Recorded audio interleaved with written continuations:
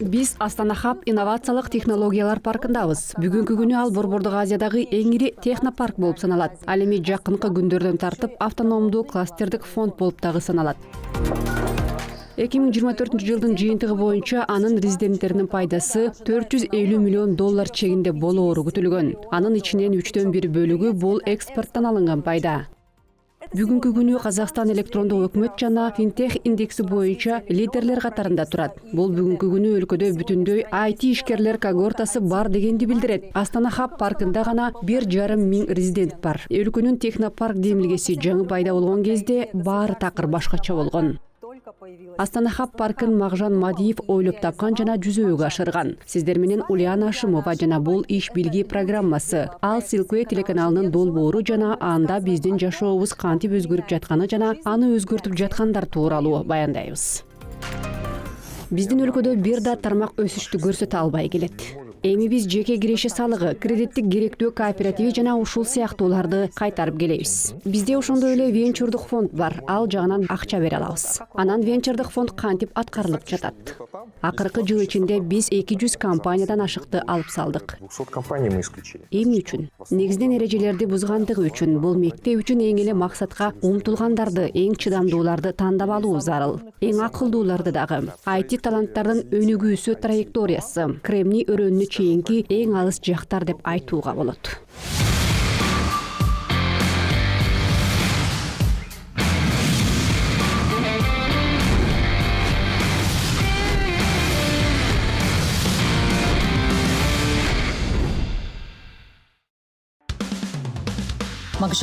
Магжан Мадиев, IT ишкер, Астана Хаб паркын негиздөөчү жана башкы мүдүр. Технопаркты 2020-жылдан бери жетектеп келет.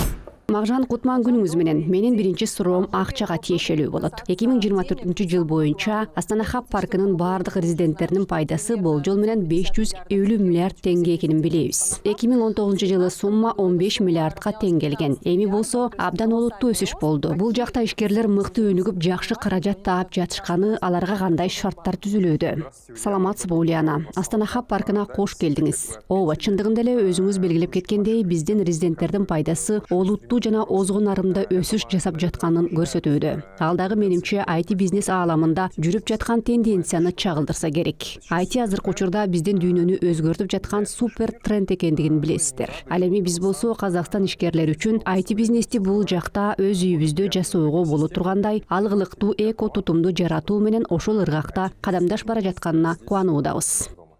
Ал иште Астана Хаб, анан дагы жеке Магжан Мадиев кандай ролду аткарып жатканын түшүнгүбүз келүүдө.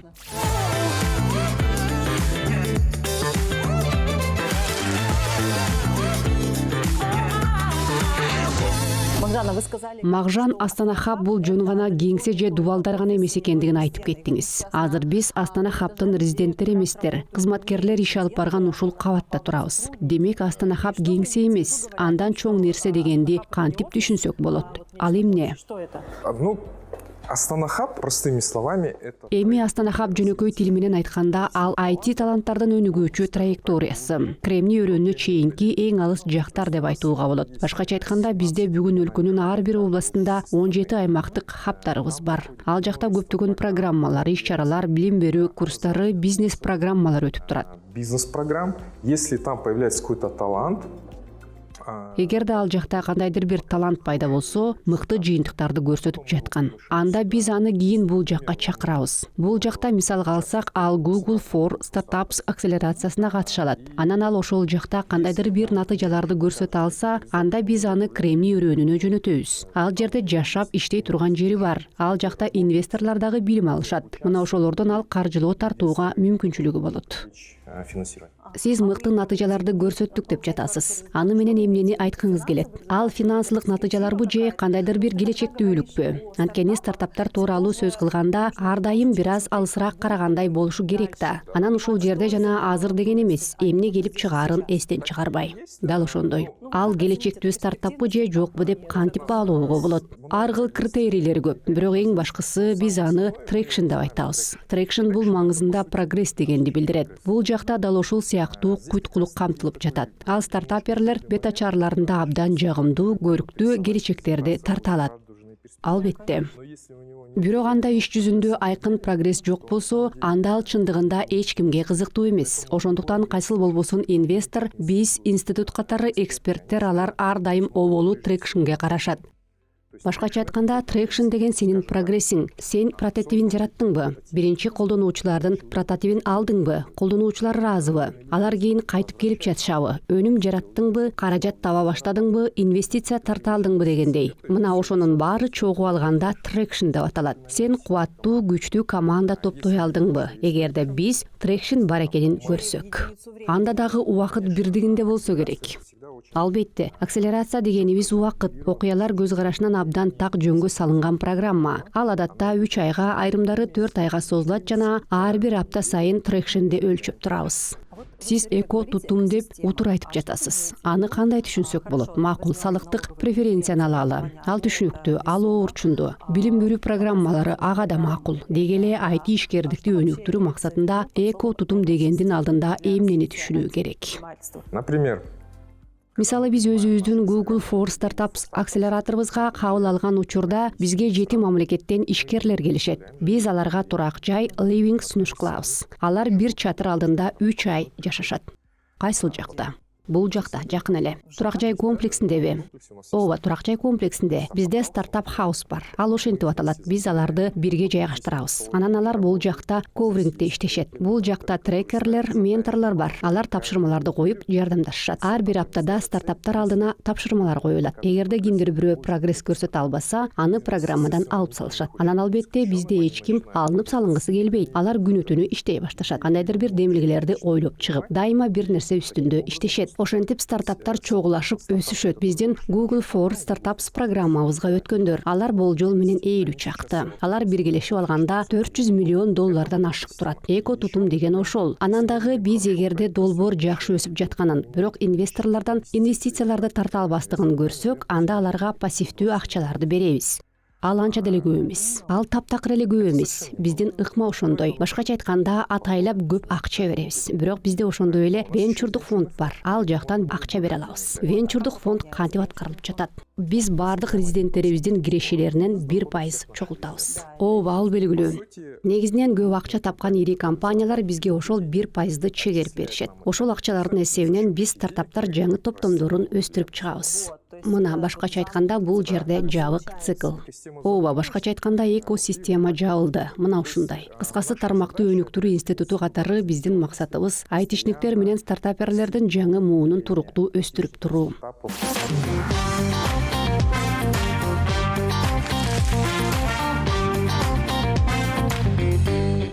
Биз бир өндүрүмдү бир долбоорубуз менен абдан сыймыктанабыз. Анын аталышы компания Higgsfield деп аталат. Алар жасалма интеллект алгоритмин жасашат. Генеративдик алгоритмди. Ал болсо тексттен видео жаратат. Мисалга алсак, аны менен маркетологдор колдонушат. Же мисалы алар жасалма интеллект чексиз сериалдарды жасап чыгышат. Дагы например, мисалы сиз аэропортко баратканда, балким тосмодон өтүп бара жатканда силерге эч кандай талон бербегенин байкасаңар керек. Ооба, ал жөн эле ачып коет. Анткени акылдуу камера сиздин телефон номериңизди таап чыгат. Ал стартап паркур деп аталат. Ал дагы Астана Хабтын резиденти. Ал биздин программаларыбызда биздин колдоо алдында өсүп чыккан. Биздин ишкерлерибиздин бири. Азыр ал Кремний өрөөнүндө. Ал өнүмүн дүйнө жүзүнө сатып жатат. Азырынча анча белгилүү болбогон, бирок кандайдыр бир оорчулукту казактын же чет өлкөнүн потенциалдуу кардарларынын көйгөйүн чечкен керектөөчүлөрдүн ичиненчи. Мына мен бул жактан көргөнүм, максат мисалы анда ритейл тармактар үчүн платформасы бар. Ал товарларды эсепке алуу, кассалык төлөө, кардарларды эсепке алуу жана ушундайлар. Ал ыңгайлуу платформа, Biaxer деп аталат. Алар жанындагы дүкөндөргө же шарттуу алсак кийим жана ушул сыяктуу дүкөндөргө каралган. Ошол платформаны орнотушуп көйгөйлөрүн чечет. Ал жакка дароо 1С жана ушул сындуулар интеграцияланат. Бардык софттор. Ал дагы азыр абдан жакшы өсүп бара жатат.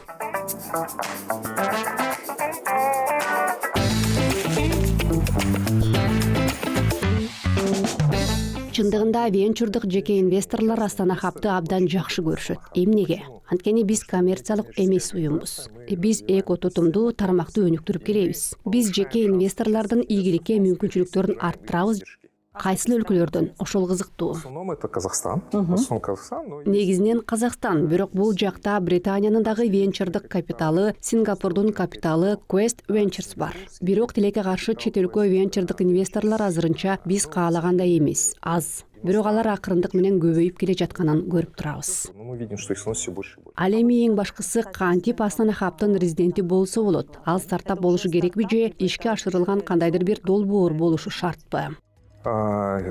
Это юридическое лицо, которое функционирует. Ал иштеп турган жана кандайдыр бир бизнес бөлүгүн көрсөткөн юридикалык жак. Астана Хабтын катышуучусу же резиденти болуу үчүн онлайн билдирме бериш керек. Бизде баары санариптештирилген, баары платформада ачык. Башкысы орун алган жери. Бизнес план жазып чыгуу керек болот. Андан кийин эксперттер комиссиясы аны баалайт. Сен канчалык келечектүү, канчалык демилгелүү экендигиңди. Эгерде критерийлерге шайкеш келсең, биз сени кабыл алабыз. Ал эмне болгон комиссия? Анын курамында ким бар? Мисалы, сиз барсызбы? Жок, биз теңдештирилген институтту калыптандыргыбыз келет. Комиссияда көз карандысыз эксперттер турат. IT адистиктеги, IT ишкердиктеги жана башка багыттагы эксперттер. Сиз резиденттердин саны жакшы өсүп жатат деп айтып жатасыз, туурабы? 1,5 миңге жетиптир. Андан улам Астана Хаб катарына кирүү анчейин деле татаал эмес экендигин жыйынтыкка келүүдөбүз. Балким катышуучу болуу анчалык татаал эместир. Биз кабыл алабыз. Ошондой эле алып салабыз. Акыркы жыл ичинде биз 200 компаниядан ашыкты алып салдык. Эмнеси үчүн? В основном за нарушение Негизинен эрежени бузгандыгы үчүн, инновациялык эмес иштен кирешелерди алгандыгы үчүн. инновационной деятельности. Анан дагы көрсөтүлөт кандайча. Например, Мисалы, гүлдөрдү сатуу боюнча платформа. Эгерде ал санариптик платформа болсо, анда IT бизнес. Бирок эгер гүл сата баштаса, анда ал инновациялык эмес бизнес. Анан ошондой учурлар аныкталганда чара көрүүгө туура келет. Же болбосо консалтинг кызматтар көрсөтүлөт. Ал дагы инновациялык ишкердик болуп саналбайт. Ошондуктан бул жагынан абдан катуу карайбыз.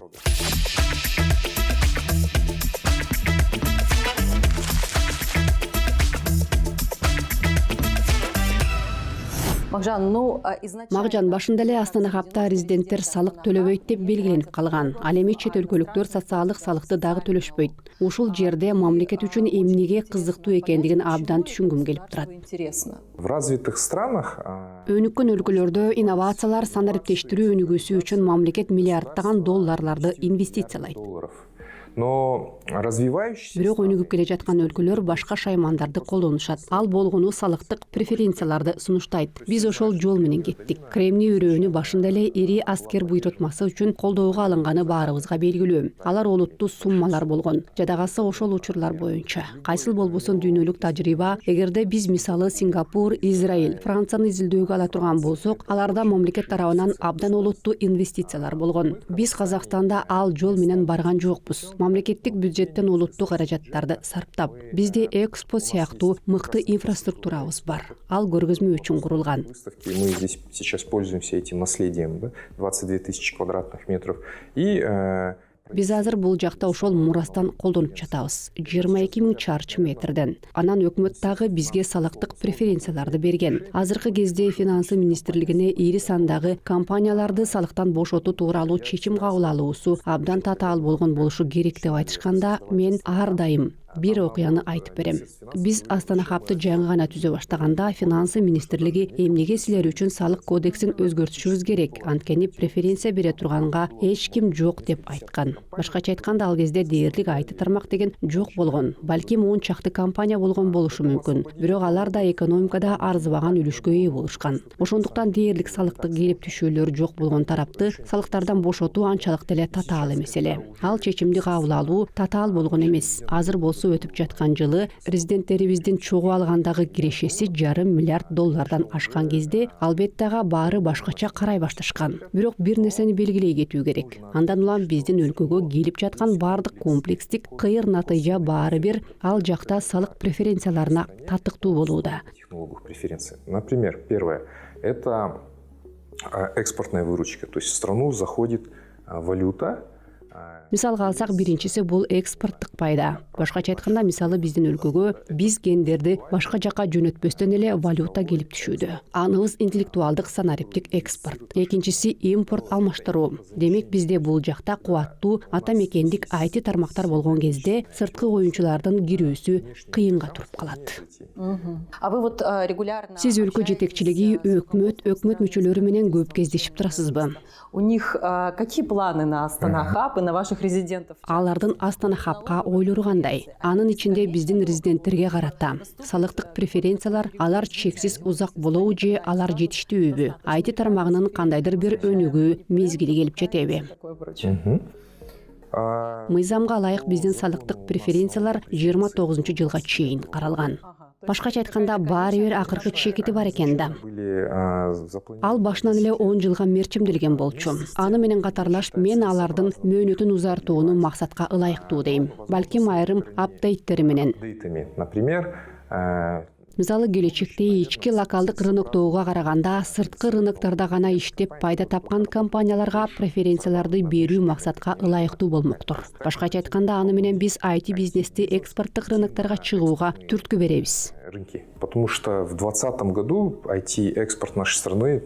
Анткени 20-жылы биздин өлкөнүн IT экспорты болжол менен 30-35 миллион доллар болгон. Ал эми 26-жылга бул сан 1 миллиардка жетиши керек деп айткан кезде, ал 33% өсүш дегенди билдирет. Демек биздин өлкөдө бир дагы тармак андай өсүштү көрсөтө албайт. Бирок IT анын ийкемдүүлүгү ал тез өсүп, тез масштабталгандыгында камтылып жатат. Ал абдан ийкемдүү тармак. 23-жылды биз бүтүндөй өлкө боюнча 530 миллион доллардагы экспорттук пайда менен аяктаган. IT тармактын алкагында гана. Ал чындыгында чоң жетишкендик. Бирок ал деле чек эмес. Президент миллиард долларга жеткирүү тапшырмасын койду. Ошонун үстүндө иштеп жатабыз. Мы над этим работаем. Эми түшүнүктүү болуусу үчүн, эгерде теңдем тууралуу айта турган болсок, сизде IT өнүмдөр боюнча кандай сезимдер бар? Бул жакта акчанын өлчөмү канча? Чындыгында жакшы суроо болду. Бирок мен алар миллиардтаган долларлар деп айта алам. Демек биз миллиард жасасак дагы, биз импортту эч кандай жаап кете албайбызбы? Азырынча жок, бирок кайрадан эле баары тез өзгөрүүдө. Мисалы, жасалма интеллект олуттуу мүмкүнчүлүктөрдү ачууда. Демек бизге издөө же мессенджерлерди кайталоого аракет кылуунун кереги жок. Биз такыр жаңы өнүмдөрдү жаратышыбыз керек. Анткени дүйнө ар дайым жаңы инновациялык продукттарды керектөөнү ишке ашырып келет. Биз мына ошол трендке киришибиз керек. Аны дагы аткарып жатабыз.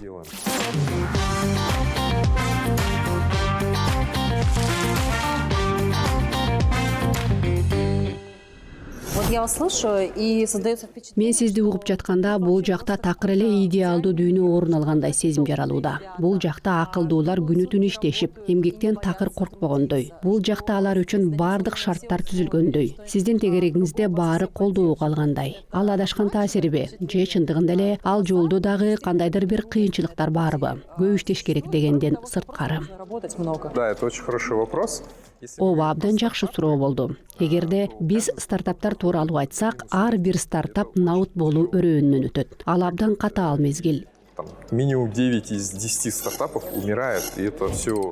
Эң аз дегенде 10 стартаптын 9-у наут болот. Алар болсо кемдир бирөөлөр үчүн бүтүндөй драммага айланат. Элдер акчасынан айрылышат, убактысын жоготушат, ийгиликке жетишпейт жана ушул сыяктуу. Бирок баары бир аны жасаш керек. Анткени турмуш өзү ошондой нукташкан. Ал атаандаштык, ал туруктуу негизде ийгилик артынан сая түшүү. Биз болсо анын баарына макроэкономикалык көз карашта карайбыз. Биз миңдеген ишкердик демилгелерди колдоого алабыз. Жүздөгөн ийгиликтүү компанияларды алабыз. Бирок дагы бар, элестеткиле, бир жерде стартаптардын бейити бар. Ошондо баары эле анчалык сүйкүмдүү боло бербейт.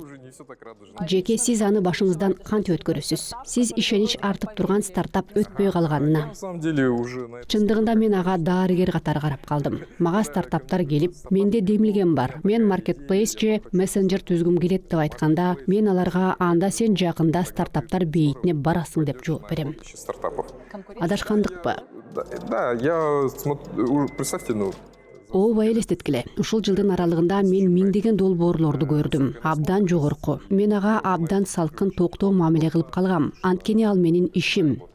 Но На самом деле, Бирок чындыгында эгерде тереңдеп каза турган болсок, анда кулап калган стартап ал анчейин деле трагедиялуу эмес. Мисалга алсак, акырында чыгымдуу болгон заводду куруу. Ал кыйла олуттуураак көйгөй. Анткени капестик чыгымдар абдан көп. Ал эми стартап кулап калса, ал болгону айлыкка, анан маркетингге кетирген гана акчасын жоготуу. Ал анчалык кымбат эмес. Анчейин коркунучтуу эмес. Бирок анын ордунда ал баалуу тажрыйба алды. Менин жеке өзүм 4-чү аракетимде гана стартапты ийгиликтүү ишке ашыра алгам. Ошондуктан ага кимдир бирөө стартапты ишке киргизип, кулап калышы керек дегендей карайм. Андан кийин стартапты ишке киргизип, кайра кулап калуусу керек. Ал дагы 3-чү ирет ийгиликтүү стартапты ишке киргизүүсүнө түрткү болот.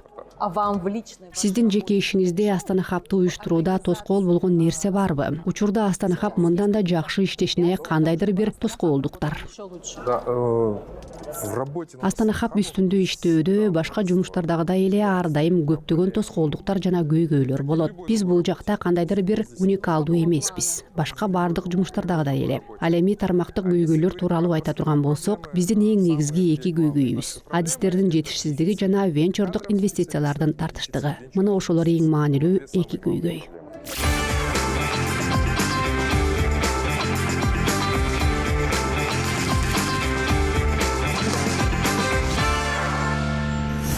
Магжан, мен түшүнгөндөй азыр Казакстандын IT тармагындагы эң олуттуу көйгөйлөрдүн бири сабаттуу адистердин жана программисттердин жетишсиздиги экен. Биз азыр мектептебиз. Өтүнүч, бул жакта эмнени окутушат? Бул жакта кимдер окушат?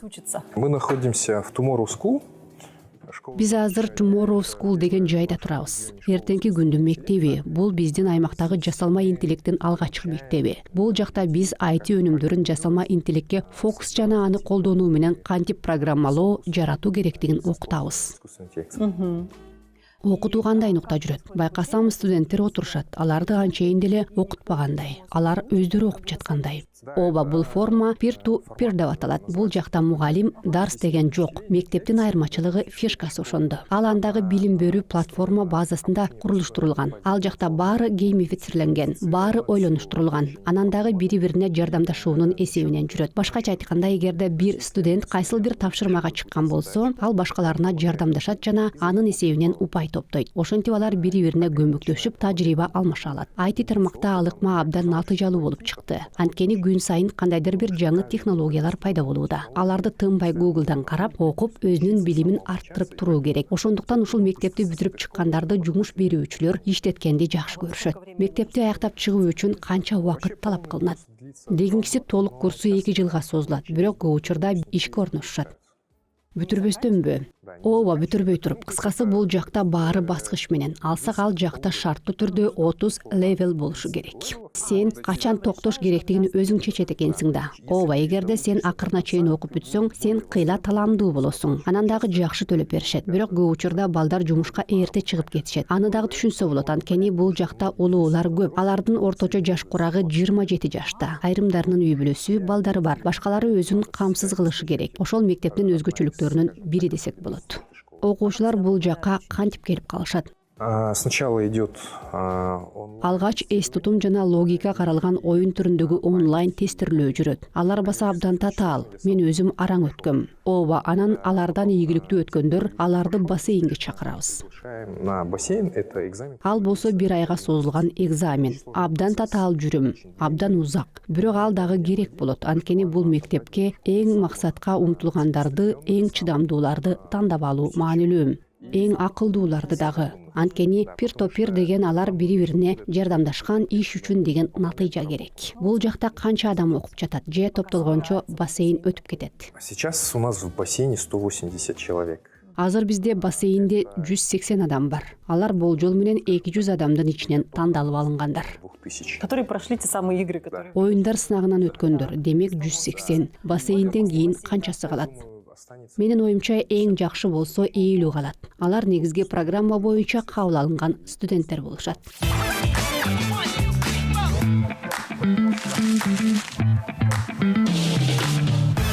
Вы сам IT... Сиз өзүңүз IT ишкерсиз. Андан улам эмне үчүн сиз өзүңүздүн бизнесиңизди өнүктүрүүнү чечкен жоксуз деген суроо турат. Өзүңүз айткандай бизде юникорн өстүрүп чыгуу деген кыялдарыбыз бар дедиңиз. Эмне үчүн компанияңыздан юникорн жасоого көңүл топтогон жоксуз? Башкаларга шарт түзүп берүүнү чечтиңиз. Для других. Да, это очень хорошо. Ооба, бул абдан жакшы суроо. Туура айтасыз. Мен башында IT ишкер болчумун. Менде бир нече IT долбоорлор бар эле.